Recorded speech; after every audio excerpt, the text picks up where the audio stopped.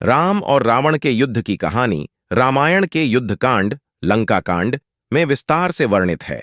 यह युद्ध धर्म और अधर्म, सत्य और असत्य के बीच की सबसे महान लड़ाई के रूप में जाना जाता है।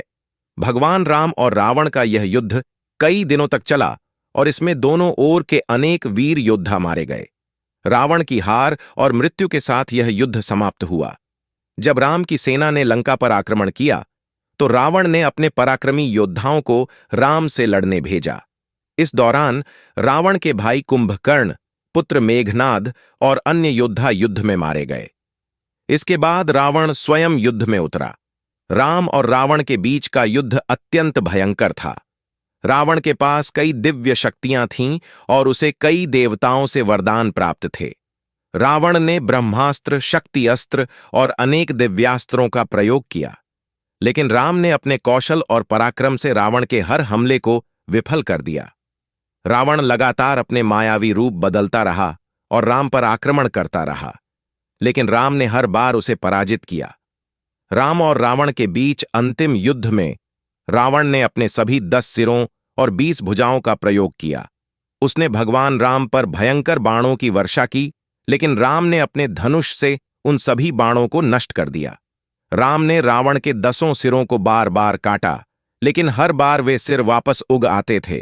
तब विभीषण, रावण का भाई, ने राम को बताया कि रावण के अमर होने का रहस्य उसके नाभि में स्थित अमृत कुंड, अमृत की बूंद में है। राम ने अपने दिव्य बाण ब्रह्मास्त्र का प्रयोग किया और रावण की नाभि में उसे मारा। ब्रह्मास्त्र के इस वार से रावण अंततः धराशायी हो गया और उसकी मृत्यु हो गई। रावण का अंतिम संदेश लक्ष्मण को।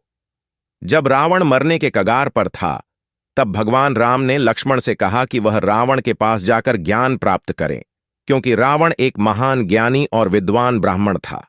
राम ने कहा कि बुराई के बावजूद रावण के पास जीवन और राजनीति का गहरा ज्ञान था और मरने से पहले वह महत्वपूर्ण उपदेश दे सकता है। लक्ष्मण पहले रावण के पास जाकर खड़े हो गए, लेकिन रावण ने कोई जवाब नहीं दिया। तब भगवान राम ने लक्ष्मण से कहा कि जब किसी ज्ञानी व्यक्ति से ज्ञान प्राप्त करना हो तो उसके चरणों के पास बैठना चाहिए। लक्ष्मण ने वैसा ही किया और तब रावण ने अपना अंतिम संदेश दिया। रावण के 3 प्रमुख उपदेश। अंतिम संदेश। समय का सदुपयोग। रावण ने लक्ष्मण से कहा, अच्छे कार्यों को तुरंत करना चाहिए और बुरे कार्यों को जितना हो सके टालना चाहिए। मैंने इसका उल्टा किया। मैंने श्री राम से शत्रुता की और अपने बुरे कर्मों को टाला नहीं। मुझे पता था कि श्री राम भगवान विष्णु का अवतार हैं, फिर भी मैंने उनसे बैर किया। 2. अच्छे सलाहकारों की सुनो। रावण ने लक्ष्मण को बताया कि उसके पास विभीषण और मंदोदरी जैसे अच्छे सलाहकार थे, जो हमेशा उसे सही मार्ग दिखाने की कोशिश करते थे, लेकिन उसने उनकी सलाह नहीं मानी और अहंकार में आकर अपना विनाश कर लिया। 3. सभी को अपना समझो।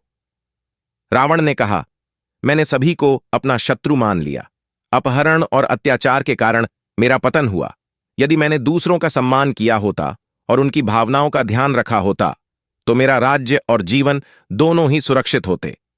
इन उपदेशों के बाद रावण ने लक्ष्मण से कहा कि अहंकार और अधर्म के रास्ते पर चलने वाले का अंत सदैव विनाशकारी होता है। यह संदेश हमें यह सिखाता है कि चाहे कोई कितना भी शक्तिशाली क्यों न हो, बुराई का अंत निश्चित है और अच्छाई की ही विजय होती है। रावण की मृत्यु के बाद राम ने उसकी अंतिम क्रिया का आदेश दिया, यह दिखाते हुए कि भगवान राम ने शत्रु के प्रति भी मानवीयता और सम्मान बनाए रखा।